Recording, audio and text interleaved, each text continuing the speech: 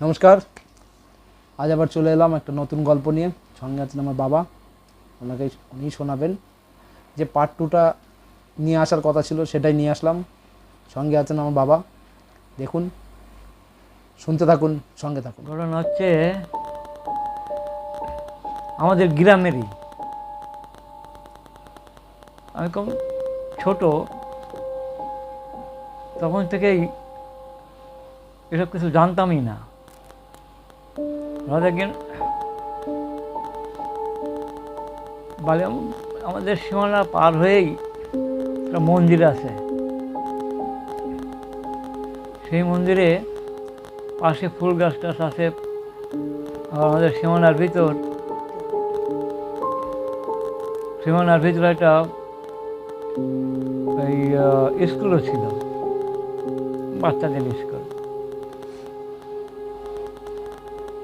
তা মন্দিরের সামনে ফাঁকা জায়গা, ছোট মাঠ মতো ছিল। সামনে একটা বকুল গাছ ছিল বেশ মোটা। তার সামনে একটু জোর মতো জমি ছিল। তার সামনে একটা পুকুর ছিল। জমির এই পুকুরের মাঝখান দিয়ে ছিল রাস্তা শ্মশানে যাওয়ার। ওইখানেই শ্মশান ছিল? হ্যাঁ, মানে ওর সামনেই শ্মশান ছিল। নদী ছিল, নদীর পাশেই। এবার ওই মন্দিরে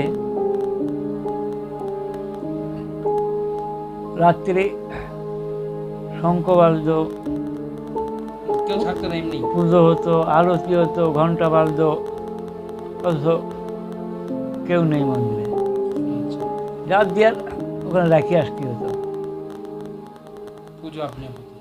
পুজো রকমের হয়ে যেত।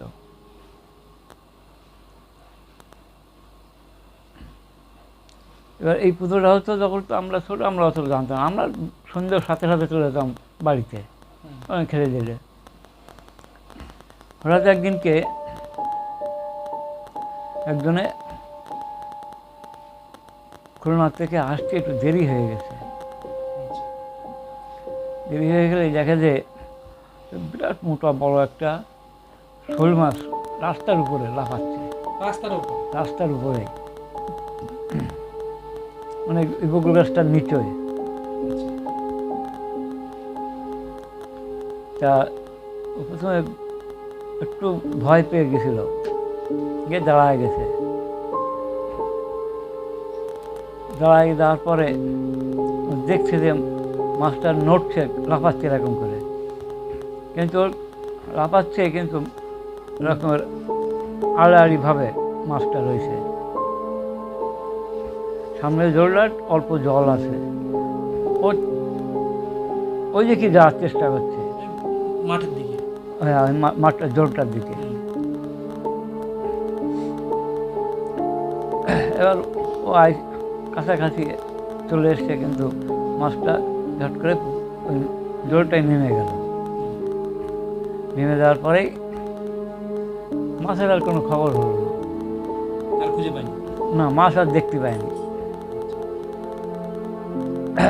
এবার হট করে উপরের দিক দেখে যে মোটা ডালের উপরে বসে এরকম করে পা নাড়তেছে। তো ভালো কথা, পা নাড়ে।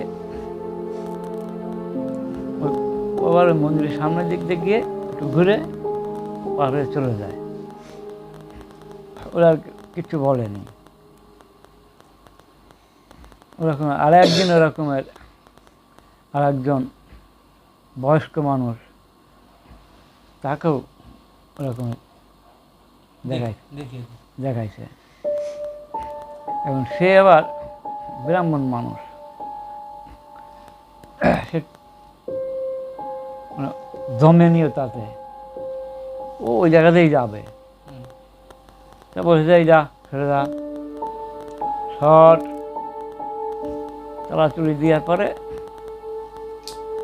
যাক, মন্ত্র টন্ত্র কিছু জানে কি না জানে তা জানি না, চলে গেছে সেরকের কথা অনুযায়ী।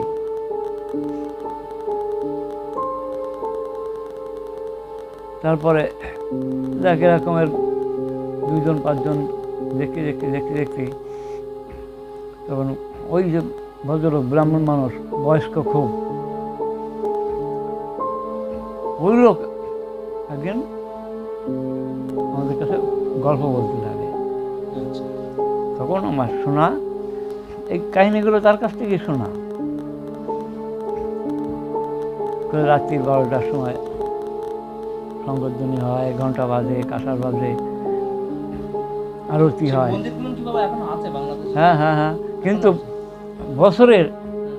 বছরে একবার করে ওই মন্দিরে পুজো হয়।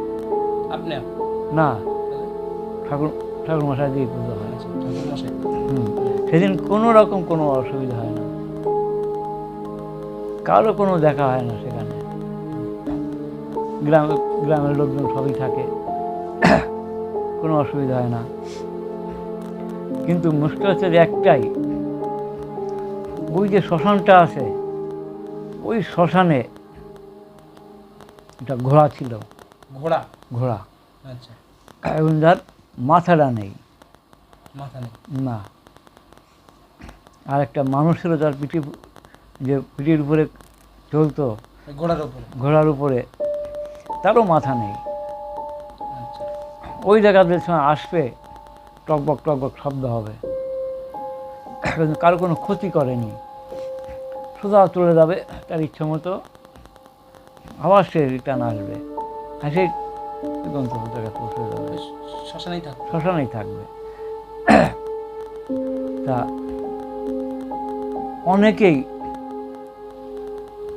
অনেকেই অসুবিধা হলে শ্মশানে এসে বসে থাকতো।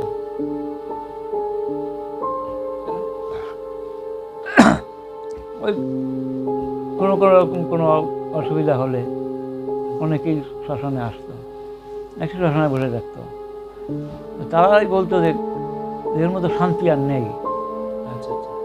এমনই কোনো রকম কোনো শ্মশানের পাশে একটা বিরাট বট গাছ ছিল। গাছের মধ্যে পাশে থাকলে আলাদা ব্যাপার। ওই বট গাছেই ওদের আনাগোনা ছিল। মনের জোর, এই মনের জোরটাই হচ্ছে কি বড়। হ্যাঁ, মনে যেই একটু ভয় ধরে যেত, সেইগুলা গ্রাস করতো। মনের জোরটা রাখতে হবে, মনের জোর হচ্ছে সবচেয়ে বড় জোর। শোনো, এইবার ওরা যে সময় যাওয়া আসা করতো, তখন রাস্তায় 1000 লোক থাকলেও কারো ক্ষতি করতো না। ওরা ঠিক হয় এই সাইডে নয়, ওই সাইডে পাশ কাটায় দর করে লাফ মেরে মাথার উপর দিয়ে তুলে যেত, কারো ক্ষতি করতো না। যেত, বলছে যে যেত বেশ কিছু দূর গিয়ে একটা মাঠের মাঝখানে দাঁড়িয়ে ছিল, মানে সেখানে রাস্তা মতো, সেখানে কোনো চারবাস হতো না। আচ্ছা। সেই দাঁড়িয়ে মাথায় চলে যেত, ওই মাথায় গিয়ে ওখান থেকে আবার ব্যাক করে আসতো।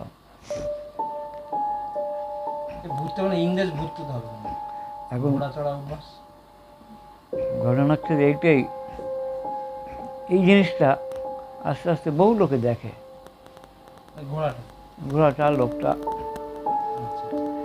কিন্তু ওটা ঘোড়া যায় তো খুলির আওয়াজ হয়, কিন্তু ঘোড়া যে চালাচ্ছে একজনে, এটা মানে অনুভব করে মানুষই। কেউ দেখিনি যে চালাচ্ছে, কেউ কিন্তু অনুভব করে যে ঘোড়ার কে একটা যাচ্ছে, ঘোড়ার উপরে কেউ বসে আছে। ঘোড়াটা কি দেখা যেত? হ্যাঁ, কিন্তু ঘোড়া যে চলে, তো ঘোড়ার আওয়াজ একটা আসে, টকবক যেত ঝড়ের মতো, খুব স্পিডে যেত। আসার সময় আসতো খুব স্পিডে।